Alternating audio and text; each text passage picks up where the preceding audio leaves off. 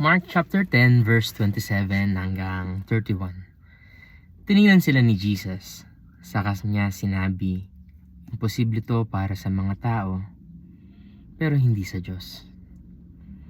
Kasi kayang gawin ng Diyos ang lahat. Tapos sabi ni Peter, tingnan niyo po, iniwan na po namin ang lahat at sumunod kami sa inyo. Sagot ni Jesus, sinasabi ko sa inyo, kung iiwan ng isang tao ang bahay niya, o ang mga kapatid, magulang o anak niya, o kaya ang kanilang bukid para sa akin at sa magandang balita, tatanggap siya ng malaking reward. Magkakaroon siya ngayon ng sobrang dami pang bahay, kapatid, magulang, anak at bukid, at may kasama ding paghihirap. At sa darating na panahon, tatanggap siya ng buhay na walang hanggan. Maraming nasa unahan ang mapupunta sa huli, at maraming nasa hulihan ngayon ang mauuna. God is good. I wasn't able to post a video for quite some time kasi busy. But God is good, and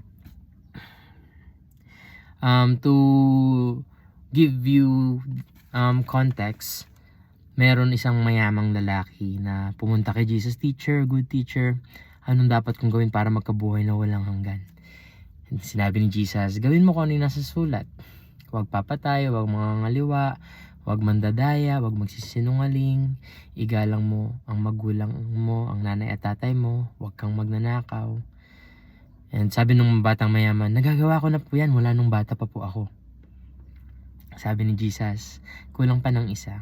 Ibenta mo lahat ng ari-arian mo, tapos yung napagbentahan, ibigay mo sa mahihirap. Pag ginawa mo yun, magkakaroon ka ng yaman sa langit. At bumalik ka sa akin. Bumalik ka dito, tapos sumunod ka sa akin.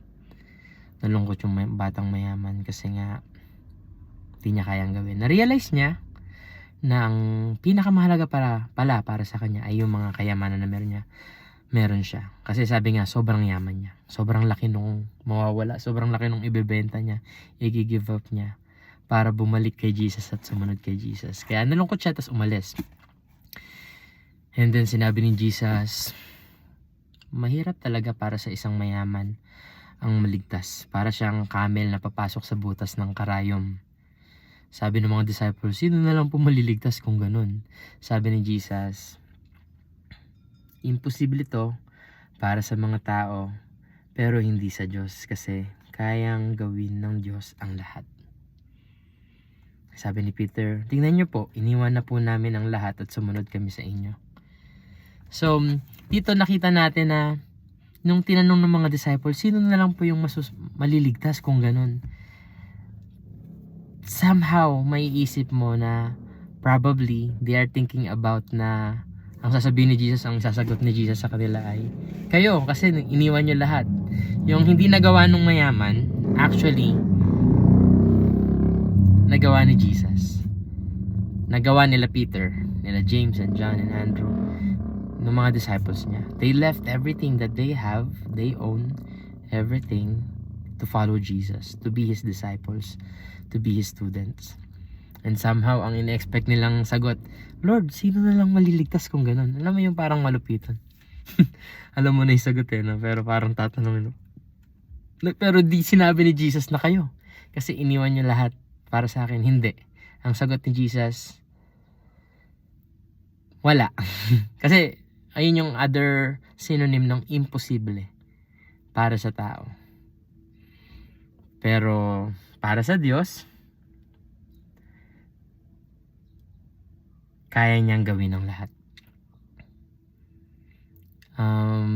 Probably they are expecting na ang reply ni Jesus, kayo kasi nagawa niyo yung hindi nagawa ng mayaman, iniwan niyo yung lahat para sa akin. Pero hindi. Ang sagot ni Jesus, imposible to para sa tao. Pero para sa Diyos, hindi siya imposible. Kasi kayang gawin ng Diyos ang lahat. Anong matututunan at makukuha natin doon? Hindi dahil sa mga desisyon natin sa buhay. Hindi dahil sa pagsunod natin sa Kanya. Hindi dahil sa iniwan natin, sa mga bagay na iniwan natin. Marami tayong iniwan to follow Jesus. Pero hindi dahil doon kung bakit tayo maliligtas. Kasi imposible. Kung ang mayaman, parang camel na papasok sa butas ng karayom. Tayong mga sakto lang, parang daga na papasok sa butas ng karayom. Imposible pa rin, hindi ba? Pero para sa Diyos, posible. Gumawa siya ng daan at yun po ay walang iba kundi ang Panginoong Hesus. Gumawa ang Diyos ng daan, ibinigay niya ang kaisa-isa niyang anak para tubusin tayo sa ating mga kasalanan. Ano yung pangtubos? Anong makakatubos sa nawala? Ano yung nawala? Buhay, dugo, buhay ng tao, human flesh, human blood, na righteous. Ayun yung meron si Adan bago siya magkasala. And ayun yung nawala. Anong makakapagbayad nun? Flesh, dugo, buhay na righteous. And walang nakaabot kahit isa. Lahat tayo kinahabagan din lang ng Diyos. Anong ibig sabihin nun? Kaya kung dumating sa point na kaya mo nang gawin yung mga bagay na hindi mo dati nagagawa, hindi ibig sabihin nun dapat ide-demand mo na yun sa mga nasa paligid mo na dapat ganun din sila kagaya nung kung paano ka sumusunod sa Diyos. Kasi may kanya-kanya po tayong timetable, may kanya-kanya po tayong journey sa ating spiritual life. And to demand people something na sa'yo nga ang tagal hinintay ng Diyos, medyo hypocritical po yun. Kasi nga, kinahabagan lang din po tayo ng Diyos. Kaya dapat maging mas mahaba tayo, magpasensya, dapat mas maunawaan natin, mas maging gracious tayo. Kasi, grace lang din kung bakit tayo nandito sa ganitong sitwasyon. So, kung may mga kilala tayo na sobrang nakakainis minsan or nakakairita, habaan natin yung pasensya. Huwag tayong mag-pass agad ng judgment. Kasi, tayo din naman, kinahabagan lang din ng Diyos. At napakaganda kung paano sinagot ni Jesus yung tanong ng disciples. Sino na lang po yung maliligtas? Kasi technically speaking, the disciples were able to do what the rich man could not. Leaving everything to follow Jesus. And the good thing is, sinabi ni Jesus, imposible sa tao, sa Diyos pwede kasi kaya niya gawin lahat. And hindi niya tinapos doon, dinugtungan niya na meron pa rin ng mga reward. Yung mga mag-iiwan ng mga bagay na bukid, ibig sabihin source of income, mag-iiwan ng nanay at tatay at mga kapatid, family, para sumunod sa akin, magkakaroon ng maraming family. Alam nyo, in a gospel community, kapag napabilang po kayo sa isang gospel community, magkakaroon kayo ng maraming tatay, maraming nanay, maraming kuya, maraming ate, maraming kapatid. And magkakaroon din kayo ng, kung may iniwan kayong source of income, kasi alam mo na yung source of income na yon, somehow hindi siya tugma doon sa kung ano yung pinagagawa sa iyo ng Diyos. For example, merong compromise, may pagsisinungaling, may pandadayang kasama, tapos iniwan mo siya para masunod mo si Jesus. Don't be afraid, because God will give you another farm or another bukid that is a source of income na magagamit mo to advance His kingdom. And may kasama ring paghihirap.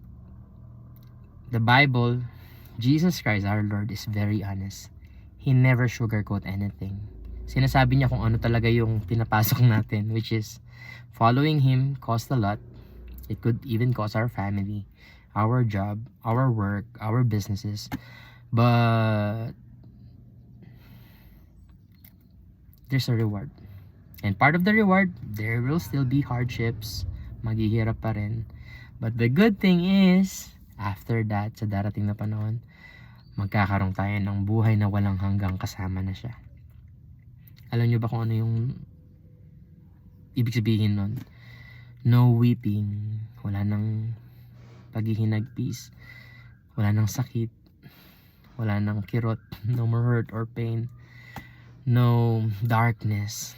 No holding back na talaga. It's all, everything na nagkakos ng sin, tatanggalin daw niya. And it will be all about Him, worshiping Him, day and night.